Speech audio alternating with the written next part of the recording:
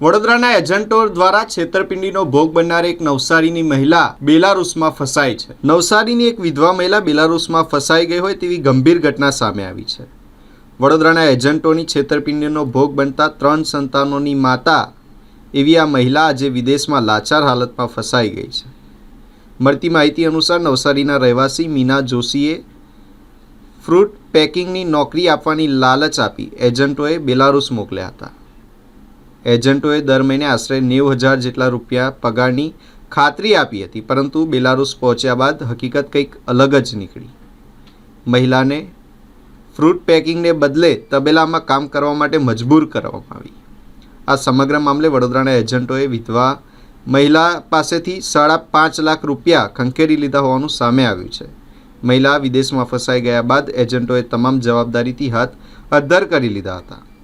હાલ બેલારુસમાં ફસાઈ ગયેલી મીના જોશીએ સોશિયલ મીડિયા પર વિડીયો પોસ્ટ કરી મદદ માટે અપીલ કરી છે. ભારત પરત ફરવા માટે પણ પૈસા ન હોવાના કારણે મહિલા રડી રડીને મદદ માગી રહી છે. મીના રાજેશ પોતે વિપુલભાઈ પરમારને મારું કામ લીધું હતું બેલારુસનું, ને એમણે મારા પાસે 5.5 લાખ રૂપિયા લીધા હતા. જે કામ કીધું એ મને મળ્યું નથી, ને એમની મેન ઓફિસ બરોડામાં છે.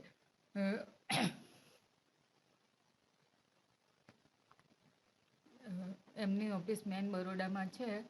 ગજાનન ઓવરસીસ, પિયુષભાઈ, કુલદીપ સિદ્ધર, એ 2 ભાઈ એજન્ટ છે. એમને જે કામ કીધું હતું ને જે વર્ક પરમિટમાં અમને મોકલેલા હતા બેલારુસમાં, જે કામ છે એ કામ મને મળ્યું નથી, ને જે પગાર કીધો એ બી નથી. ને હું તબેલામાં અમને અહીંયાથી બેલારુસથી 350-400 કિલોમીટર દૂર નાખી દીધા છે તબેલામાં. તેમાં હું 1 વીક જેવું કામ કર્યું હતું, ને જે 15-16 કલાક માટે મને કામ કરાવતા હતા ને એ કામ મને નથી એ થતું, ને જે કામ અહીંયા કંપનીને કીધું હતું એ મને કામ નથી મળ્યું અહીંયા. ને કંઈ બી થશે એની જવાબદારી એમની લેશે. મારે અહીંયા ગમે તેમ હું પાછી કામ છોડીને અહીંયા બેલારુસમાં આવી ગઈ છું. હું મિક્સમાં આવીને જઈ અહીંયા આવી તો ગઈ છું, પણ અહીંયા જેમ તેમ હું રહેતી છું. મારા પર ઇન્ડિયા આવવાના પૈસા બી નથી, મારા અહીંયા ખર્ચો બી નથી મારી પાસે. ને જે મારા છોકરા છે 3 ઇન્ડિયામાં, મેં એકલા મૂકીને આવી છું. મારા હસબન્ડ બી છે નથી, ને આ લોકો મારા હાથે ફોલ કરેલું છે. ને અહીંયાથી મારે ઇન્ડિયા આવવું છે.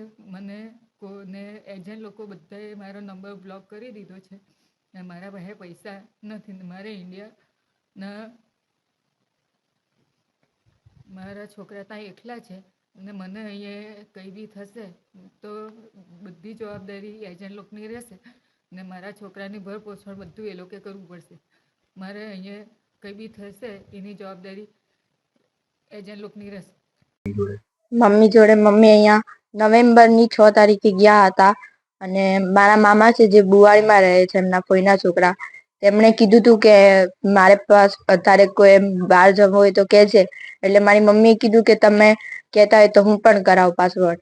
એટલે પછી મારી મમ્મીએ પાસપોર્ટ કરાવ્યો અને ત્યાં ગયા એમની સાથે. 5.5 લાખ દેવું હોય, 5.5 લાખ ત્યાં ભર્યા, અને ઉપરથી જે વધારાનું દેવું થયું તે અલગ. એટલે એમ પૈસા 12.5 લાખ એવું કંઈક દેવું ભરી થયું છે અમારે. અને મારી મમ્મી ગયા બેલારુસ. અત્યારે શું પરિસ્થિતિ છે? અત્યારે એમની પરિસ્થિતિ ખૂબ જ ખરાબ છે. ત્યાં એમ બરફ વધારે, અને જ્યાં તબેલીમાં જોબ કરતા હતા ને ત્યાં 3 ટાઈમ હતું, અને ત્યાં આરામ એવું કંઈ નહીં કરવાનું હતું એમ. કેટલું છે તમને? અત્યારે મમ્મી એમ કે છે કે કંઈ પણ કરો પણ મારે આવું છે એમ. એટલે પૈસા ને મંગાવે છે એમ આશી જોડે. મમ્મીને ત્યાં છે ને ફસાઈ ગયા છે, અને ત્યાં જમવાનું હોય પણ એમ સારું નથી. તમારું નામ? શું થયું છે મીનાબેન જોડે? મીનાબેન અહીંયાથી વિદેશ ગયેલા છે, બેલારુસ, ત્યાં ફસાયા છે. એને કામ તબેલામાં આપેલું છે. અહીંયાથી સ્ટ્રોબેરી ને પેકિંગ નું કીધેલું, એ કામ મળ્યું નથી. તબેલા અત્યારે શું પરિસ્થિતિ છે? અત્યારે ઘરે જ છે, રૂમ પર, ને બીમાર છે. કેટલો ખર્ચ કરીને ગયા હતા? 5.5 લાખ. કઈ રીતે ગયા હતા? આ વ્યાજે લઈને. કોના થ્રુ ગયા હતા? વિપુલભાઈ. એજન્ટ હા, વિપુલભાઈ એ જે એજન્ટ આપ્યા ને એ એજન્ટ વિપુલભાઈ ને ખબર છે, અમને નથી ખબર. મીનાબેન શું કહે છે, હવે શું કહેવા માંગે છે? એને તો તકલીફ બહુ છે એટલે એ ગામ આવવાનું. તો શું પ્રયત્ન? એને આ એનું દેવું કેવી રીતે અમે કાઢી શકીએ એ અમને કઈ ખબર નથી પડતી, પણ એને ગામ લાવી આપવાનું.